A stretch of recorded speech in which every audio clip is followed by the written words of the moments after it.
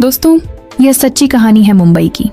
मुंबई के पॉश इलाके मालाबार हिल में एक शानदार बंगला था, कृष्णा पैलेस। संगमरमर की सीढ़ियाँ, कांच की दीवारें, महंगी गाड़ियाँ और हर तरफ चमक। मगर इसी चमक के बीच रहने वाला लड़का आर्यन अंदर से बिल्कुल खाली था। आर्यन करोड़पति बिजनेसमैन विक्रम मेहरा का इकलौता बेटा था। उसे कभी पैसों की कमी नहीं देखनी पड़ी। बचपन से हर चीज बिना मांगे मिलती रही, महंगा स्कूल, विदेशी कपड़े, लग्जरी कारें, क्लब, पार्टियां, सब कुछ। लेकिन घर में काम करने वाले लोगों की दुनिया उससे अलग थी। उन्हीं में एक थी गोरी, लगभग 22 साल की दुबली पतली लड़की, साधारण कपड़ों में, सर झुकाए चुपचाप काम करने वाली। वह सुबह सबसे पहले आती, झाड़ू पोंछा करती, बर्तन धोती, कपड़े साफ करती और ज्यादा बात किए बिना शाम से पहले चली जाती। बाकी नौकर उस पर मजाक भी करते और कभी डांट भी देते, मगर वह कभी शिकायत नहीं करती थी। एक दिन किचन में वृद्ध कुक शांतिबाई ने पूछा, अरे गौरी, रोज इतनी जल्दी क्यों भागती है? थोड़ा आराम कर लिया कर। गौरी हल्का सा मुस्कुराई। घर पे माँ अकेली होती है और छोटा भाई भी।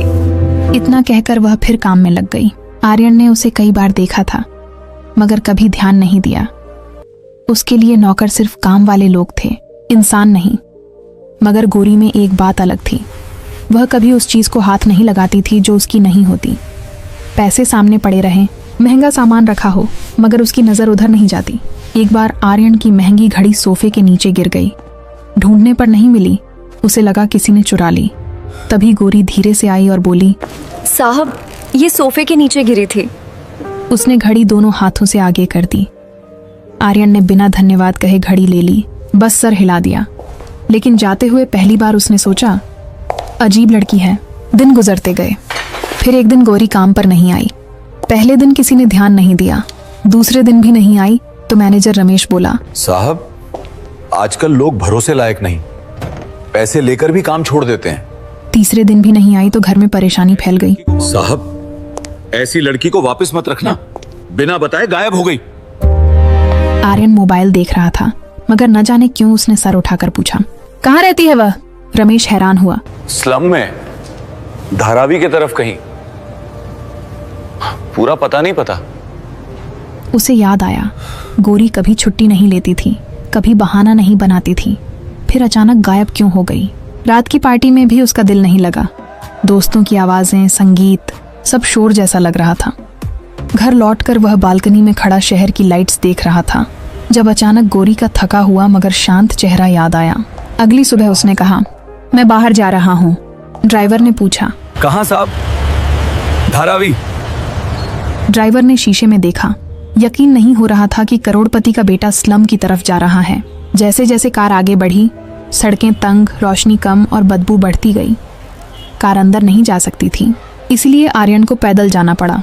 तंग गलियां, गंदा पानी, टूटी छतें, नंगे पांव बच्चे, सब उसके लिए एक नई दुनिया थी। एक बूढ़ी औरत ने उसे देखकर एक टूटी झोपड़ी की तरफ इशारा किया। आखिर में जो है वही। आर्यन का दिल तेज धड़कने लगा। झोपड़ी के बाहर मिट्टी में पुराना बर्तन पड़ा था। अंदर से कमजोर खांसी की आवाज आ रही थी। वह कुछ पल दरवाजे पर खड़ा रहा, आए या वापस लौट जाए। तभी अंदर से एक धीमी आवाज आई, पानी, कोई पानी दे दो।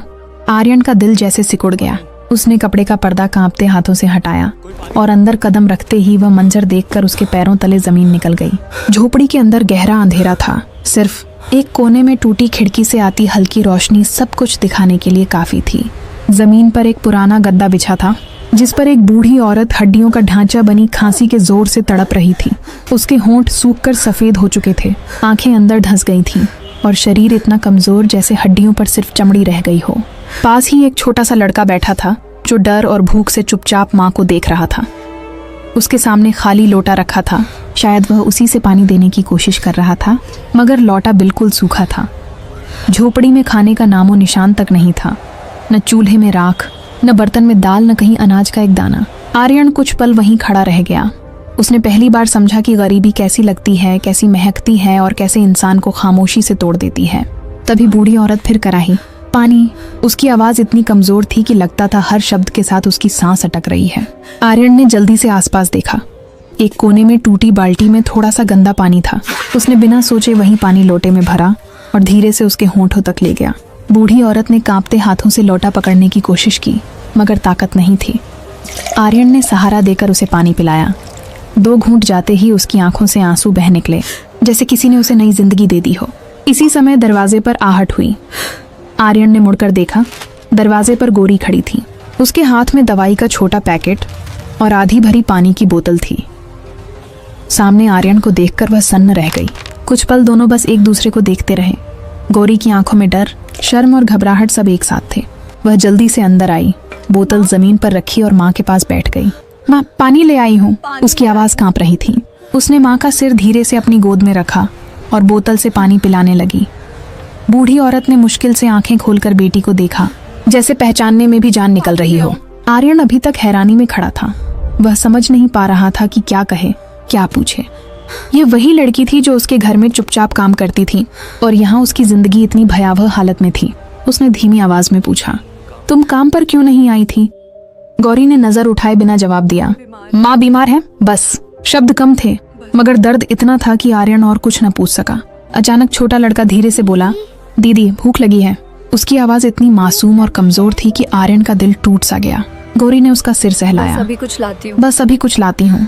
मगर वह जानती थी कि झोपड़ी में कुछ भी नहीं है। आर्यन ने चारों तरफ दोबारा देखा। सच में खाने की कोई चीज नहीं थी। उसे याद आया कि वह घर से सिर्फ मोबाइल और वॉलेट लेकर आया था। उसने जेब से पैसे निकालकर गौरी की तरफ बढ़ाए। ये रखो, कुछ खाना ले आओ। गौरी तुरंत पीछे हट गई, जैसे पैसे छूना भी गलत हो। नहीं साहब, मैं संभाल लूंगी। उसकी आवाज में विनम्रता थी मगर खुददारी भी उतनी ही मजबूत। आर्यन ने सख्त लहजे में कहा, ये मदद नहीं, अभी जरूरत है। ये मदद नहीं, अभी जरूरत है। गौरी की आंखों में आंसू भर आए मगर उसने फिर भी पैसे नहीं लिए। तब बूढ़ी औरत ने कमजोर आवाज में कहा, ले ले बेटा, बच्चे भूखे हैं। यह सुनते ही गौरी टूट गई। उसने कांपते हाथों से पैसे लिए और सर झुका लिया। उसके आंसू जमीन पर टपकने लगे और आर्यन को लगा जैसे उनकी आवाज झोपड़ी में गूंज रही हो। आर्यन ने तुरंत कहा, मैं अभी बाहर से खाना लेके आता हूँ। वह जवाब का इंतजार किए बिना बाहर निकल गया। गली में आते ही उसे सांस लेना मुश्किल लगा। अभी कुछ देर पहले जो दुनिया वह छोड़कर आया था, अब वह दुनिया बहुत दूर लग रही थी। उसने पास की दुकान से जितना सामान मिल सका सब खरीद लिया। चावल, दाल, दूध, ब्रेड, बिस्कुट, खिल, दवाइयाँ। दुकानदार हैरान था कि इतना महंगे कपड़े पहना लड़का स्लम के लिए इतना सामान क्यों खरीद रहा है। जब वह वापस झोपड़ी में पहुंचा तो छोटा लड़का उसे ऐसे देख रहा था जैसे कोई फरिश्ता सामने आ गया हो। गौरी ने खामोशी से सामान लिया और तुरंत चूल्हा जलाने लगी। कुछ ही देर में झोपड़ी में पहली बार खाने की खुशबू फैलने लगी। बूढ़ी माँ की आंखों में भी हल्की चमक लौट आई और छोटा भाई चुपचाप बैठकर इंतजार करने लगा। आर्यन दरवाजे के पास खड़ा यह सब देख रहा था। आर्यन के दिल में पहली बार यह एहसास जागा कि असली खुशी क्या होती है, जब कोई भूखा पेट भरकर खा सके। जब खाना तैयार हुआ तो गौरी ने सबसे पहले अपनी माँ को खिलाया, फिर छोटे भाई को और आखिर में खुद बैठी। आर्यन ने पूछा, तुमने पहले क्यों नहीं खाया? उनके बिना मेरा पेट कैसे भर सकता है? ये सुनते ही आर्यन के अंदर कुछ गहरा टूट सा गया। उसे महसूस हुआ कि इस छोटी सी झोपड़ी में रहने वाले लोग उससे कहीं ज्यादा अमीर हैं, क्योंकि उनके पास एक दूसरे के लिए सच्चा प्यार है। वह धीरे धीरे बाहर निकलने लगा मगर पीछे से गौरी की आवाज आई, साहब वो रुकिए। आर्यन पलटा। गौरी की आंखों में शुक्रगुजारी और झिझक दोनों थे। उसने धीरे से कहा, आज अगर आप नहीं आते तो शायद। वह आगे न बोल सकी मगर बात पूरी हो गई थी। आर्यन के पास कोई शब्द नहीं थे। वह खामोशी से बाहर आ गया, लेकिन जाते जाते उसे महसूस हुआ कि आज उसकी जिंदगी की दिशा बदल गई है, क्योंकि पहली बार उसने पैसों से नहीं, इंसानियत से किसी को बचाया था। गली में आकर वह कुछ देर वहीं खड़ा रह गया। हाथ कांप रहे थे, दिल जोर से धड़क रहा था। आसपास वही गंदगी, वही बदबू, वही शोर था, लेकिन अब सब कुछ अलग लग रहा था। हर चीज में उसे दर्द और मजबूरी दिखाई दे रही थी। कार के पास पहुंचकर उसने दरवाजा खोला, मगर बैठने से पहले आखिरी बार पीछे मुड़कर तंग गली को देखा। उसे लगा जैसे उसका एक हिस्सा वहीं रह गया हो। घर पहुंचा तो नौकरों ने दरवाजा खोला। एसी की ठंडी हवा चेहरे से टकराई मगर उसे कोई सुकून नहीं मिला। वह सीधा अपने कमरे में गया और दरवाजा बंद कर लिया। कमरे में सब कुछ वहीं था, महंगा फर्नीचर, बड़ी स्क्रीन, नरम बिस्तर, लेकिन आज उसे यह सब बोझ लग रहा था। वह बार बार वही मंजर याद करने लगा। सूखी हुई बूढ़ी माँ, भूखा छोटा भाई और गौरी की झुकी हुई आंसू भरी आंखें। पहली बार उसे लगा कि उसका पैसा बेकार है। वह शाम तक कमरे से नहीं निकला। डाइनिंग टेबल पर तरह तरह के पकवान लगे थे, मगर उसे भूख नहीं थी। उसने बस पानी पिया और बालकनी में जाकर खड़ा हो गया। शहर की रोशनियां चमक रही थीं, मगर उसे उस चमक के पीछे गहरा अंधेरा दिखाई दे रहा था। अचानक उसे याद आया, गौरी की माँ की हालत बहुत खराब है। अगर इलाज न हुआ तो, ये सोचकर उसका दिल धड़क उठा। उसने फौरन फोन उठाया और फैमिली डॉक्टर को कॉल की। डॉक्टर, आपको अभी मेरे साथ चलना होगा, किसी की जान बचानी है। डॉक्टर हैरान रह गया, मगर तैयार हो गया। थोड़ी देर में कार फिर उसी दिशा में दौड़ रही थी। जब कार स्लम के पास रुकी तो डॉक्टर चौंक गया। यहाँ आर्यन ने सर हिलाया और जल्दी से उतरकर आगे बढ़ा। इस बार उसके कदम पहले से तेज थे, जैसे डर हो कि कहीं देर न हो जाए। झोपड़ी के पास पहुंचकर उसे अंदर से हल्की सिसकियां सुनाई दी। उसका दिल जोर से धड़का। वह तुरंत पर्दा हटाकर अंदर गया। अंदर वही मंजर था, मगर पहले से ज्यादा भारी। गौरी माँ के पास बैठी रो रही थी। छोटा भाई कोने में सहमा हुआ था। बूढ़ी माँ की सांसें तेज चल रही थीं, जैसे हर सांस आखिरी हो सकती हो। आर्यन ने तुरंत डॉक्टर को बुलाया। डॉक्टर ने नब्ज देखी, आंखें चेक की और बैग से इंजेक्शन निकाला। कुछ ही मिनटों में झोपड़ी में हलचल बढ़ गई। गौरी डर और उम्मीद के बीच सब देख रही थी। इंजेक्शन लगने के बाद डॉक्टर ने धीरे से कहा, हालत बहुत कमजोर है, मगर संभल सकती है। ये सुनते ही गौरी फूट कर रो पड़ी। माँ का हाथ पकड़ लिया और बार बार भगवान को पुकारने लगी। छोटा भाई भी उससे लिपट गया। आर्यन एक कोने में खड़ा यह सब देख रहा था, जैसे यह सब किसी अपने के लिए हो रहा हो। डॉक्टर ने कहा कि अगर दवाइयाँ और खाना वक्त पर मिलते रहे तो माँ ठीक हो सकती हैं, वरना मुश्किल होगा। If medicines and food are given on time, then mother can recover. Otherwise it will be difficult. वह पूरी बात कह न पाया, मगर आर्यन सब समझ गया। उसने तुरंत कहा, जो भी जरूरत हो मैं करूंगा। डॉक्टर ने उसे ऐसे देखा जैसे पहली बार समझा हो कि यह लड़का यहाँ क्यों आया है। डॉक्टर के जाने के बाद झोपड़ी में कुछ देर सन्नाटा छा गया। गौरी ने आंसू पोंछे और धीमे से पूछा, साहब, आपने इतना सब क्यों किया? उसकी आवाज में हैरानी भी थी और थोड़ा डर भी, जैसे उसे किसी कीमत या एहसान का भय हो। आर्यन कुछ पल चुप रहा, फिर बोला, क्योंकि कोई तो होना चाहिए जो मदद करे। उसके शब्द साधारण थे, मगर सच्चाई से भरे हुए। गौरी ने पहली बार उसकी तरफ सीधे देखा। शायद पहली बार उसे वह सिर्फ मालिक नहीं, एक इंसान लगा। रात होने लगी थी। बाहर अंधेरा फैल रहा था, लेकिन झोपड़ी के अंदर एक छोटी सी उम्मीद जल उठी थी। आर्यन जाने लगा तो छोटा भाई धीरे से उसके पास आया और उसका हाथ पकड़ लिया। उसकी आंखों में मासूमियत थी। वह धीमी आवाज में बोला, भैया कल भी आओगे? यह सुनकर आर्यन का गला भर आया। उसे लगा जैसे किसी ने उसे अपना बना लिया हो। उसने हल्की सी मुस्कान के साथ कहा, हाँ, आऊंगा। बच्चे के चेहरे पर पहली बार सच्ची खुशी आई। आर्यन बाहर निकल गया, लेकिन इस बार उसके कदम हल्के थे। उसे लगा वह खाली हाथ नहीं जा रहा, बल्कि दिल में कुछ कीमती लेकर जा रहा है। कार में बैठते ही उसने आंखें बंद कर लीं। आज उसे पहली बार समझ आया कि जिंदगी सिर्फ अपने लिए जीना नहीं है, कभी कभी किसी अजनबी के लिए रुक जाना ही इंसान होने की असली पहचान है। उसे अंदाजा नहीं था कि इसका यह फैसला आगे उसकी पूरी दुनिया बदल देगा। अगली सुबह वह बहुत जल्दी उठ गया। नींद पूरी रात नहीं आई थी, बस वही झोपड़ी, वही बीमार माँ और वही आवाज उसके कानों में गूंजती रही, भैया कल भी आओगे? वह बिना खाए तैयार हुआ और ड्राइवर से बोला, सीधे बाजार चलो। रास्ते भर वह चुप रहा। सिर्फ एक ही ख्याल था, आज उन्हें भूखे नहीं रहने देना है। बाजार से उसने बहुत सा सामान खरीदा, राशन, खिल, दूध, दवाइयाँ, कंबल, यहाँ तक कि एक छोटा स्टोव भी। दुकानदार हैरान था कि इतना महंगे कपड़े पहना लड़का स्लम के लिए इतना सामान क्यों खरीद रहा है। आर्यन ने सब सामान गाड़ी में रखवाया और सीधा स्लम पहुंच गया। अब उसके कदमों में झिझक नहीं थी। गली के लोग उसे पहचानने लगे थे। कुछ बच्चे उसके पीछे पीछे चलने लगे। वह झोपड़ी के सामने पहुंचा और आवाज दी, गोरी। अंदर से खांसी की आवाज आई। फिर गोरी बाहर निकली। उसे देखकर वह चौंक गई। चेहरे पर थकान थी, मगर डर कम था। आर्यन ने खामोशी से सारा सामान अंदर रखवाना शुरू किया, चावल, दूध, खिल, दवाइयाँ। छोटा सा कमरा भर गया। गोरी हैरानी से यह सब देख रही थी, जैसे यकीन न आ रहा हो। माँ ने अंदर से पूछा, कौन आया है बेटा? गौरी ने जवाब दिया, वही साहब। माँ की आंखों में आंसू आ गए। छोटा भाई खुशी से सामान को छूने लगा। आर्यन ने उसके सिर पर हाथ रखा तो वह मुस्कुरा दिया और वही मुस्कान आर्यन के दिल में उतर गई। कुछ देर बाद गौरी ने धीरे से कहा, साहब, इतना सब मत किया कीजिए, हम आदी नहीं हैं। ये दान नहीं, जरूरत है। तभी उसकी नजर दीवार पर एक पुरानी तस्वीर पर पड़ी। उसने पूछा, ये कौन है? गौरी बोली, पापा 2 साल पहले चले गए। आर्यन सब समझ गया। इसी के बाद यह घर बिखर गया था। अचानक बाहर से लोगों की सरगोशियां आने लगी। कोई कह रहा था, लड़की ने बड़ा आदमी फंसा लिया। कोई हंसकर कुछ और बोला। ये बातें झोपड़ी के अंदर तक सुनाई दे रही थीं। गौरी का चेहरा झुक गया। उसने धीरे से कहा, आप अब मत आइए, लोग गलत बोल रहे हैं। उसके शब्द दर्द से भरे थे। आर्यन ने पहली बार महसूस किया कि समाज की नजर कभी कभी मदद से भी ज्यादा भारी होती है। उसने कहा, अगर मैं नहीं आऊंगा तो इलाज कैसे होगा?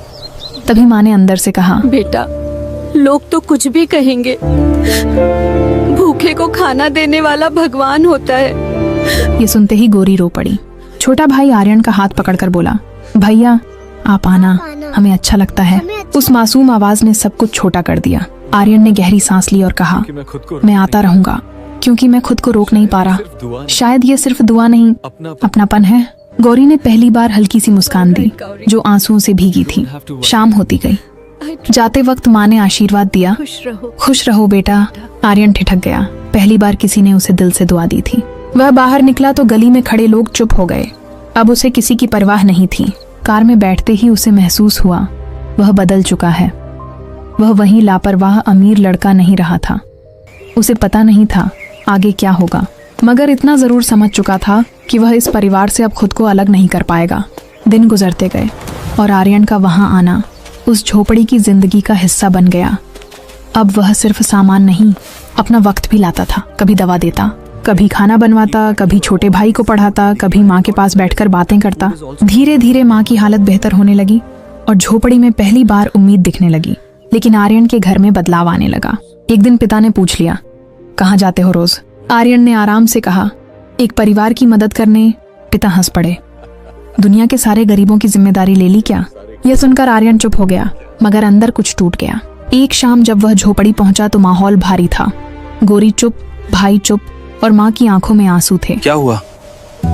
मकान मालिक झोपड़ी खाली करने को कह रहा है, पैसे नहीं दिए तो निकाल देगा। अगले ही दिन आर्यन ने पैसे देकर कागज बनवा दिए ताकि उन्हें झोपड़ी से कोई ना निकाल सके। जब वह यह खबर लेकर आया तो छोटा भाई खुशी से उछल पड़ा। माँ की आंखों से आंसू बह निकले और गौरी बस खामोशी से उसे देखती रह गई। लेकिन उसी रात अस्पताल से फोन आया, मरीज की हालत बिगड़ गई है, फौरन आइए। आर्यन दौड़ता हुआ वहां पहुंचा। गौरी फर्श पर बैठी रो रही थी। भाई उससे चिपका था और माँ ICU में थी। डॉक्टर ने कहा, शरीर बहुत कमजोर है। कुछ देर बाद सब खत्म हो गया। गौरी की दिल दहलाने वाली चीख से पूरा अस्पताल गूंज उठा। भाई डर कर रोने लगा। आर्यन ने पहली बार किसी को यूं टूटते देखा। गौरी उससे लिपट कर रोते हुए बोली, अब हमारा कोई नहीं रहा। अंतिम संस्कार के बाद झोपड़ी और भी सूनी हो गई। भाई चुप रहने लगा और गौरी की आंखों के आंसू भी सूख गए। एक दिन भाई ने धीरे से पूछा, भैया आप हमें छोड़कर तो नहीं जाओगे ना? आर्यन ने उसे गले लगा लिया, कभी नहीं। उसी पल उसे महसूस हुआ कि यह सिर्फ मदद नहीं रही, ये रिश्ता बन चुका है। उसने गौरी से कहा, अगर चाहो तो तुम दोनों मेरे घर चल सकते हो। वहाँ पढ़ाई भी होगी और कोई परेशान नहीं करेगा। गौरी ने भाई की उम्मीद भरी आंखें देखी और खामोशी से सर हिला दिया। कुछ महीनों बाद कृष्णा पैलेस बदल चुका था। भाई स्कूल जाने लगा, गौरी घर संभालने लगी और आर्यन वाकई खुश रहने लगा। एक दिन वह बालकनी में खड़ा बच्चों को खेलते देख रहा था और मुस्कुरा रहा था। उसे समझ आ चुका था कि असली अमीरी पैसे में नहीं, अपने लोगों में होती है। पीछे से गौरी चाय लेकर आई। दोनों की नजरें मिली, बिना झिझक, बिना दूरी, सिर्फ अपनापन। मुंबई की वही चमकती रात थी, वही ऊंची इमारतें। लेकिन आर्यन के दिल में अब कोई अंधेरा नहीं था, क्योंकि एक गरीब नौकरानी की झोपड़ी ने उसे वह सिखा दिया था जो करोड़ों रुपए नहीं सिखा सके, कि इंसानियत ही सबसे बड़ी दौलत है। इस कहानी से यही सीख मिलती है कि इंसान की पहचान उसके पैसे या स्टेटस से नहीं होती, बल्कि उसके दिल से होती है। अमीरी गरीबी से नहीं, दूसरों के दर्द को समझने की क्षमता से इंसान बड़ा बनता है। सच्ची मदद सिर्फ पैसा देना नहीं, बल्कि मुश्किल वक्त में किसी के साथ खड़ा होना है।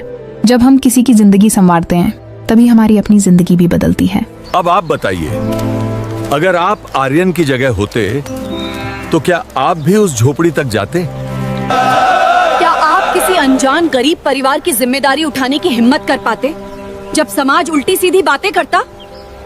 और आपके अनुसार इस कहानी में सबसे बड़ा त्याग किसका था, आर्यन का या गौरी का? अगर कहानी ने आपके दिल को छुआ हो तो इसे जरूर लाइक करें, अपने दोस्तों और परिवार के साथ शेयर करें ताकि इंसानियत की यह रोशनी ज्यादा लोगों तक पहुंच सके। ऐसी ही दिल को छू लेने वाली कहानियां सुनने के लिए चैनल को सब्सक्राइब करना न भूलें। मिलेंगे अगली कहानी में, तब तक अपना ख्याल रखें। जय हिंद, जय भारत।